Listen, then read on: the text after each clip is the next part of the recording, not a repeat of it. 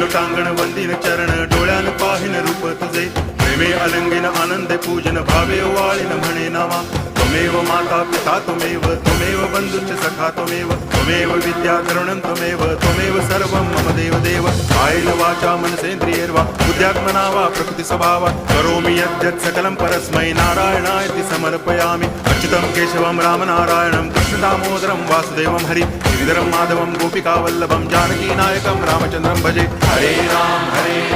Ram Ram Hare Hare Hare Krishna